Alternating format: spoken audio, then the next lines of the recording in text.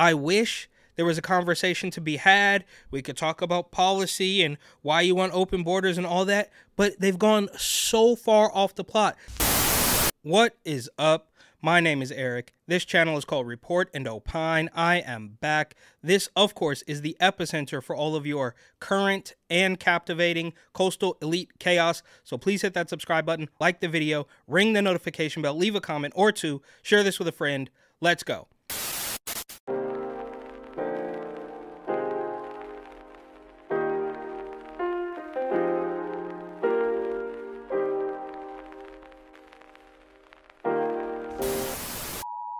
Recently, I was in San Francisco's Mission District, which I know very well, but it was kind of late. I was there for a birthday party. Doesn't matter. As I'm strolling the streets of the Mission and live streaming as to give my amazing followers on Instagram a live look at what was going on in San Francisco, some of them mentioned that you should talk to San Franciscans and see what's going on. And while this is a small sample size, I do think it is a fairly good snapshot of what's actually going on, right? So you have some people who are completely disconnected. They're not going to do anything. You have other people who don't like Trump, don't like Biden. That's fair. And then you have some people who are saying Trump 24. So this was recent, only a couple days ago. Now, you might be watching this in 2035 when we're all living in the pod, eating the bugs, and something may have changed. But for now, this is what it looks like, even in San Francisco. So here I am on the corner of 16th and Valencia, and I don't know, I spoke to maybe 10 people, but I wanted to highlight a couple that I do think is a pretty good representation of what's actually going on. Hey, my followers want to know, are you voting for Trump or Biden? I don't like either of them. So what, you got to pick one, lesser of two evils?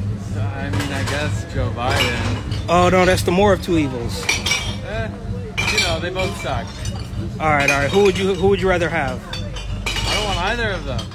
Okay, so this is clear, right? This weird, like, effeminate dude, I don't know. He doesn't like either one of them, which is fine. That's fair enough. But you'll see here that he lives in, I assume he lives in San Francisco. So this is him trying to toe the line. But he does appear to be open to having his mind change. And here we talk about Kanye West. Yeah, but so them aside, do you have a name? Who do you like? Is there anybody in the realm? What do you want to do? I'm going to sit in my room and cry. I'm going to sit in my room and cry, he says. So that's what we're dealing with. Are you going to run? You got to run? You're not old enough. No. So some things, if you don't... like 40 or something? 35. 35. But if you don't like either one of them, then we got to offer some solutions. What do you say then? And keep in mind here that this person, this carbon-based life form, has probably never even never had the idea of, you know, thinking about solutions or working towards fixing a problem. He literally says, I just want to sit in my room and cry. And the idea of working on anything or working towards a goal has probably never even crossed his mind. Kanye West. Really? Yeah. And there he asked me who I'm rooting for, I guess. And I say Kanye because I think he wasn't expecting that, right? Like, he's expecting me to say, oh, Trump or Biden. But now we can talk about that at a later date. But me saying Kanye West was just to throw a wrench in the whole thing. So he's now he wasn't expecting that, and he's now forced to have a thought that hasn't been spoon-fed to him by, I don't know, maybe TikTok. What about his anti-Semitic remarks? No, I don't read into. Did you go? How deep down the rabbit hole have you gone? I didn't. I don't. You got to go deeper. You got to go deeper because it's not. They're lying to you. A lot of people are lying to you. He said, I hate Jewish people. That you got to look deeper into. He didn't say that. He didn't say that. No, he didn't say that. What did he say? See, he just takes the media narrative. Now, he's extrapolated the media narrative. He's way off the plot. Even the media didn't report that. But it's in the ether, right? The way they word things, the way they frame things makes you think a certain way. And rather than look into it, he just rolls with it, even though, as much as I cannot stand the media, I don't think anybody actually reported that Kanye West said he hates a group of people. That's not what happened, but that's what they want you to think. And he's thinking it without, you know, any sort of discernment. I will let you look into it yourself. But he didn't say what you just said. What did he say? He said... Did you look into how much did he look into? He said, I love... I can't say it because I'm going to get banned. He said, I love... You're going to get banned? Yeah, well, you can't say that. You can't say... Well, if he said it, I feel like you should be able to say it. If you just have to look into it more. Well, you see, and that's also wrong. Well, you should be able to say it if you agree with it. But he doesn't even understand the maniacal censorship and speech policing that's happening on social media. He has no idea. He thinks that if you're not able to say that on social media, then it must be bad. Meanwhile, there's pornography on Twitter, but that's a different story. Good. You're more than welcome, right? You should look into it. But he said, I love... And what he was talking about, I'm a longtime Kanye fan, right? But what he was saying was... Do you feel sad about what he did? No. No. Do I feel sad about what he did? Yeah. No. No? No. So I feel like then you should say what he said on the phone. No, because I don't want to get banned. Exactly. But he said, well, I mean, you're not. Well, we're live right now. Yeah. We're live right now. But what are you streaming to? Instagram. To your Instagram? Yeah. How many people are watching? Oh, only 14 right now. Okay. But I would encourage you. You're saying you don't take my word for it. I would encourage you to look into it. He did not say. I know. But he did not say what you said. He said, "I love," and what he was meaning by that. And then we can agree that he's not the most articulate man on the planet. Okay. But what he meant by that is he's a Christian and he's called to love everybody. And that person being one of those. I mean, it was completely unplanned, obviously, and you've got the bottle collectors in the background just going ham. Those people, he has to love everybody. That's what happened, right? Yeah. But again, obviously, I'm not encouraging you to take my word for it. I am encouraging you to peel. There's a lot of layers on top of that onion. I'll look into it. And outside of Kanye, there's a lot more going on that I think I'm here. I grew up here. That's why I'm here. We're on 16th Valencia. I grew up here. I know the area pretty well, and it's not what I came up in. It looks different, and there's a reason for that. And people aren't looking into why that's happening. Yeah. So you should do it. But thank you. Yeah. Have a good night. Okay.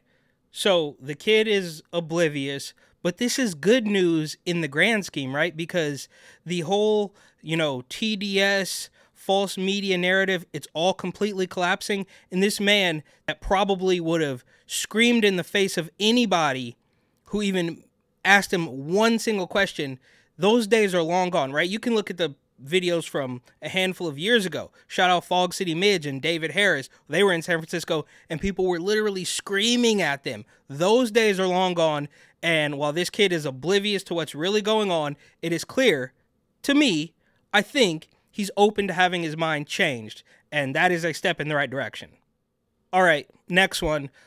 Still on 16th, going from Valencia towards Mission Street. Followers want to know. They want to know. Are you voting for Trump or Biden? Neither? But What are you voting for? Trump all day.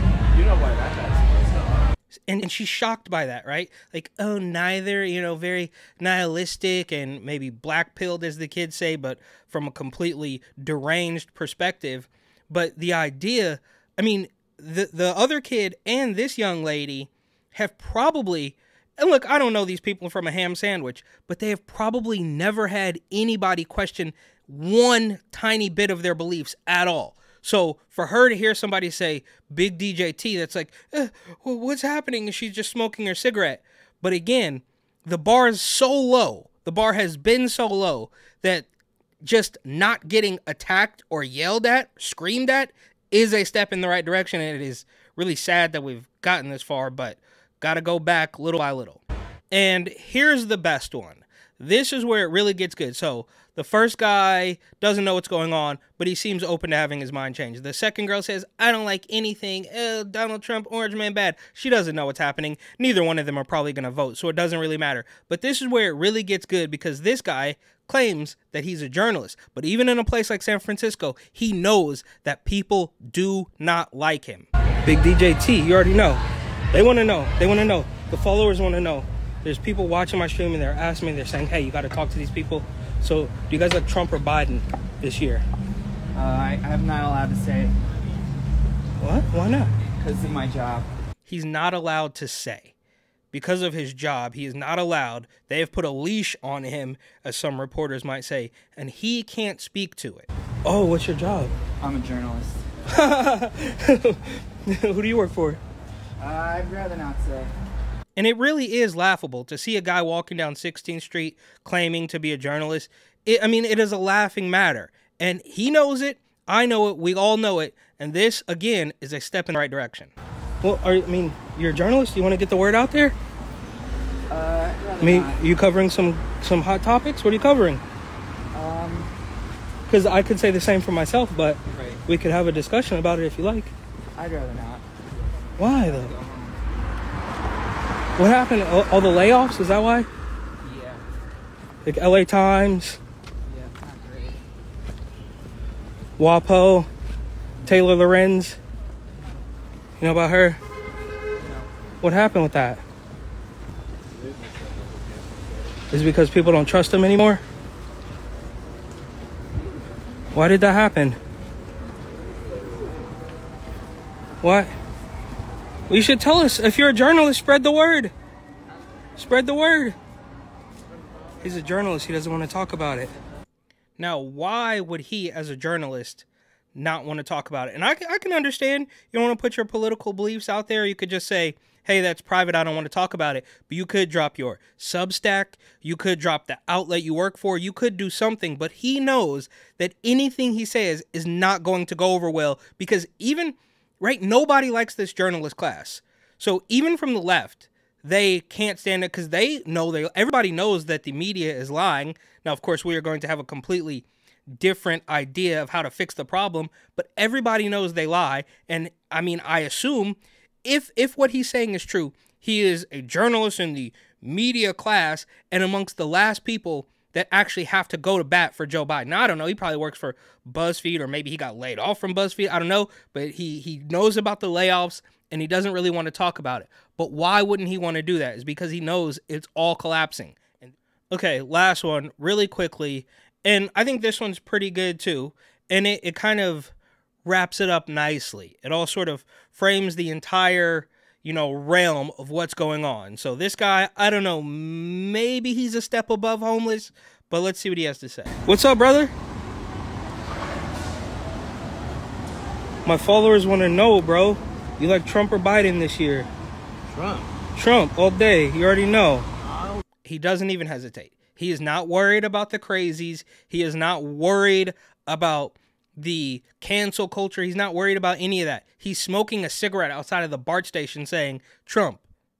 All right, so in more media hack shillery or media shill hackery, we've got Ebro here, who wishes he was as popular as Charlemagne the Fraud, and is not quite as insufferable as D.L. Hughley, but somewhere in between those two is Ebro, who basically goes to bat for every single establishment-approved narrative. And here he is sharing a post from New York Governor Kathy Hochul, who is announcing that they have secured $183 million in compensation for Holocaust victims and their heirs.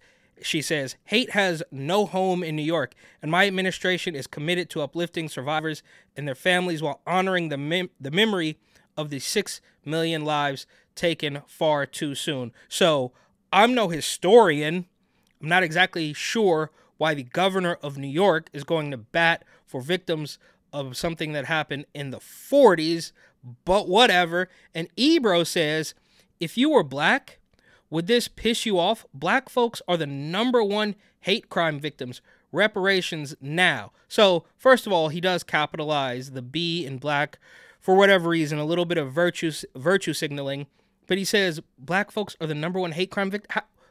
What are you talking about, bro? You just made that up. The #1 hate crime. I'm triggered. It's just absolutely insane. And what's funny about this is that he wants reparations for black people, but he does not want reparations for victims of for the heirs of the victims of the Holocaust. And again, I am no history scholar. I don't know every detail about any of these things, but if you were to take the approved media narrative about slavery and the Holocaust, I mean, which one's worst? 200 years ago, you were working out in the field in the hot sun, and then you went into the house to bed down the master's wife and pop out a couple of mulatto babies that she convinced the master was his, and the world keeps on spinning? Or is it worse that, I don't know, 70 or 80 years ago, people were being put into ovens? I don't know. I'm just saying, everything we know by now, that you have to take every single thing with a grain of salt. The entirety of history has been called into question. I don't have an answer. I don't think either one of these groups deserves a dime. Neither do the illegals, but that's a different story. And speaking of illegals, we remember when Joy Reid tried to call out 50 Cent because 50 Cent had questioned why New York City was handing out debit cards, and we're all very curious as to why that's happening and how it's somehow going to save the city money, only days after some migrants were caught beating up a cop and flipping the bird to the cameras. Everybody saw that. It's huge news, hugely viral. It's not going to bode well for the establishment. But all that aside, I have screenshot this comment, and I'm glad I did, because 50 Cent apparently has deleted the post. Maybe it was a little bit too controversial for him. But we remember 50 Cent said, "WTF, Mayor Adams, call my phone. I don't understand how this works. Somebody explain. Ari Melber can't explain this. I'm stuck. Maybe Trump is the answer." And then Ebro says, "The same way the government subsidizes living for people in the projects, the which sometimes, as y'all know, weren't citizens," I don't know, typo, "Caribbean folks and African who came here not citizens and got subsidies to live too.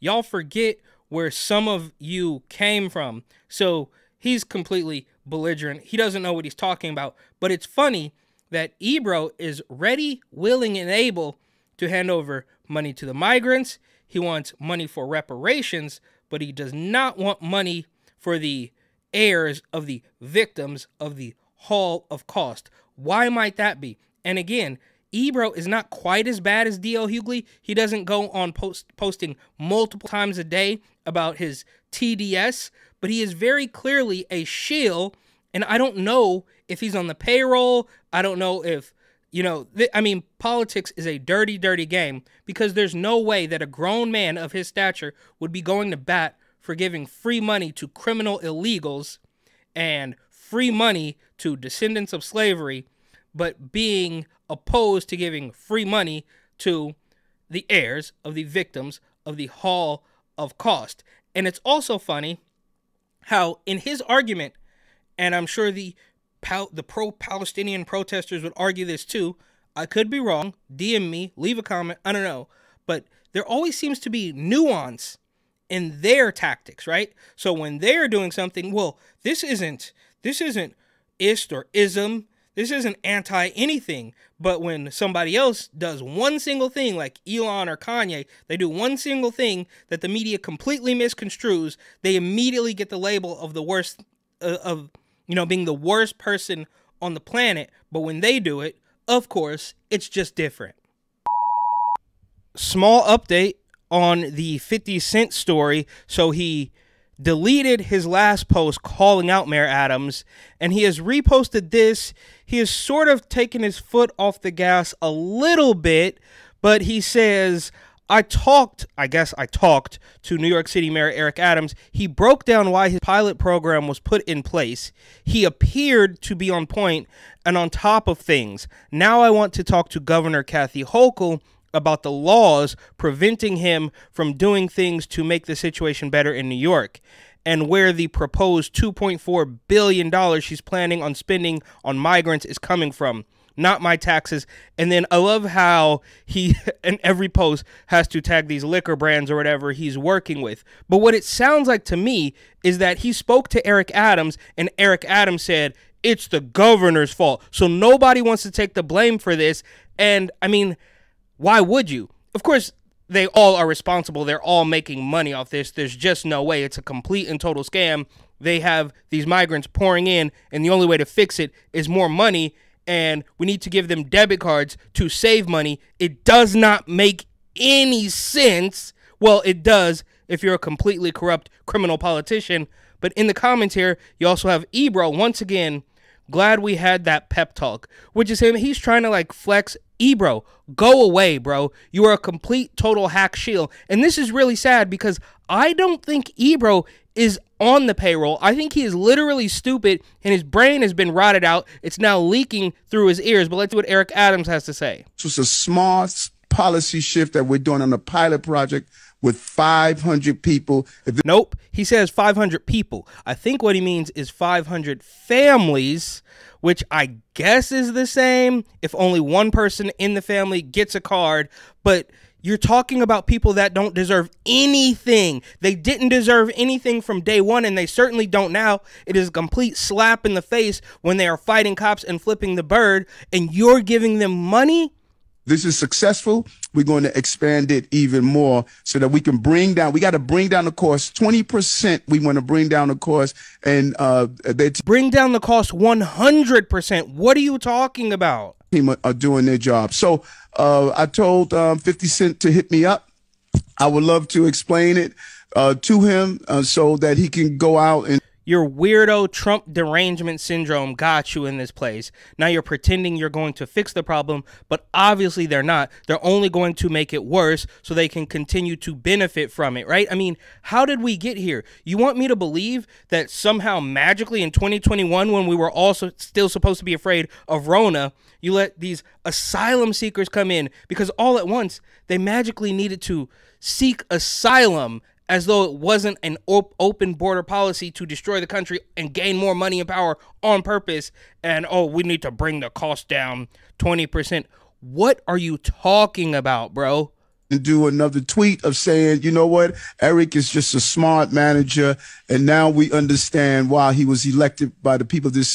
There's just no way. And Eric, look, he's never going to live. I know I'm getting off track here, but this man will never live down the Brooklyn fireworks fiasco. Look into that if you haven't already. And here is a tweet from academics. Now, we all know about big fat Fani Willis and how despicable she has been. I mean, she is the only one with more audacity than a criminal migrant, right? Because she is trying to prosecute Trump and bedding down the lawyer she appointed and then blaming his ex-wife, who she, of course, broke them up because she's a homewrecker, among other things. But she's blaming her for interfering with the Trump. I mean, it's just a complete mess. But this is a good share from academics, and I think most of us know this by now, but it is good that academics is covering this. And you can see me in the comments, LOL, Fani makes Young Thug look like a Boy Scout. Free him and stop the Trump witch hunt, which is what I say. And full disclosure here, I used to like Young Thug way back in the day. He made some good songs, and not to be political about it at all, but as soon as he put a dress on, the music started going downhill. And I'm not saying, oh, well, this is why I can't listen to him anymore. It's like it literally just wasn't as good. You know, he was getting paid. He wasn't hungry anymore. The music was no good. You can still go back to the Lifestyle days and Slime season 1 and 2. That was good stuff. I still listen to it to this day. And, you know, when this whole RICO case came up, I'm thinking, well, you know, he is probably a gang leader. He's probably guilty of a lot of this stuff. But now it's like the prosecutor, Fani Willis, is so corrupt that she might be lying about the entire thing. And the difference between her and Young Thug is that, you know, Young Thug, he probably caused a lot of problems in Atlanta, but I would be willing to bet that most of his anger was geared towards people living that lifestyle. Fani Willis, on the other hand, is trying to bleed the taxpayers dry so she can go to Napa and Aruba. But anyways, Academics shares this tweet. I don't know where he got this from, but it says, new details alleged against Fulton County DA Fani Willis. Witnesses will testify she cohabitated with Nathan Wade, despite her denials, at her home. The relationship began in 2019, 3 years before Willis and Wade says it began, and before Wade's 2021 appointment. So that is a little bit of breaking news, because she was saying that they didn't hook up until after she hired him, but now it's coming out that she obviously was hooking up with him first and then hired him, which makes this entire completely corrupt witch hunt even worse than it already was. Okay, here's a good one from the Daily Mail, and I can't imagine why this isn't getting much more news coverage, but they say Nancy Pelosi's son, Paul Pelosi Jr., dodges federal charges for the 7th time after being linked to money laundering and mail fraud scheme involving a San Francisco flophouse. And I don't even know what a flophouse is, but it goes on. Bill Garlick and Gina Rodriguez will be sentenced in March on money laundering and mail fraud scheme charges involving a home linked to Paul Pelosi Jr., 55. The two are accused of duping investors out of over $1 million for supposed real estate ventures, but instead used the cash for their own expenses. So they're already going to be sentenced. Speaking to DailyMail.com, financial crime experts question how Pelosi avoided charges himself, pointing to the DOJ's history of protecting powerful political elites. Well, that's interesting. And again, I'm not sure why this isn't wall-to-wall coverage. Maybe it's because the border is a mess and we are on the brink of CW2 and WW3. Meanwhile, the Pelosi family, the Biden crime family, that city councilor down in Los Angeles, they're all, raking the entire American public over the coals for their own benefit. And the DOJ, which, can do no wrong, has somehow missed Paul Pelosi Jr.'s involvement in this scheme, right? Like Paul Pelosi Sr., I think that's his name, right? Yeah. His dad, Nancy's husband, who was involved in a hammer attack and a DUI. We don't really talk about that. Don't follow up on that at all. Paul Pelosi Jr. is not going to see any charges, and it goes without saying, but I will say it anyways. Just imagine if one of the Trump kids was involved in something like this. And from MS-13 DNC, circle back Psaki and what they are calling the, quote, freak out stage. Now, we saw just the other day a Chicago resident who called out the Biden administration, called out the Democrats as a whole. And when you see stuff like that, even when you see people in the street who, they're supposed to be saying, yes, Joe Biden has done a great job, we love the Democrats, but they're not. And that's why they are freaking out by their own admission.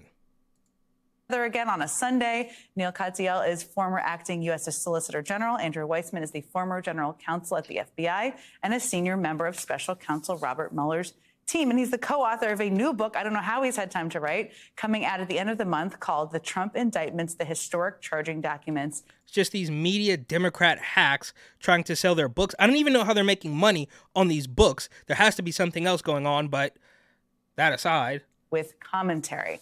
Okay, Andrew, let me start with you. Your snap-a-doodle comment is really how all of us feel. It stuck with us. Explain what could be taking them so long at this point.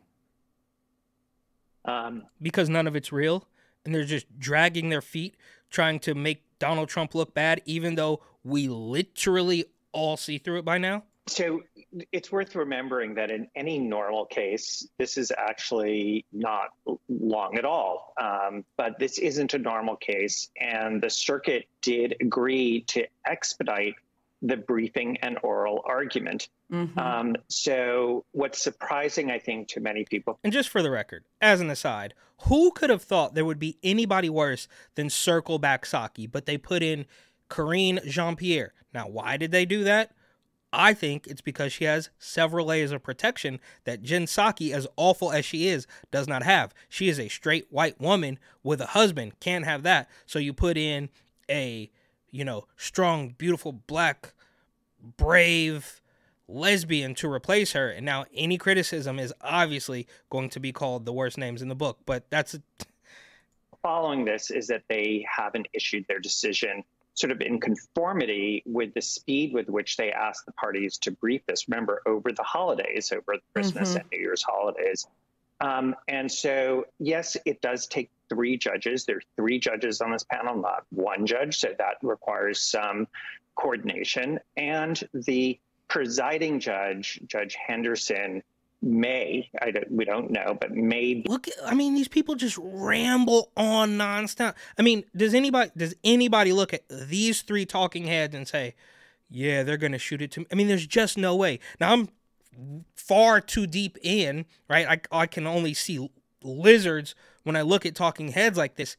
But how does anybody, I wish I could go back. You cannot put toothpaste back in the tube. But I wish I could go back and see this as somebody who believes it, right? Like, how is this possible that you can listen to these guys ramble on about, oh, Donald Trump is so bad, why is this happening, we're freaking out, and think that they are doing anything but being hardcore, disgusting, despicable, manipulative political operatives? The holdup here in terms of issuing the decision. I should say, for those people thinking this will preclude accountability in a criminal case, what the result is that the Manhattan criminal case, which was scheduled for the end of March, may very well now be the first one.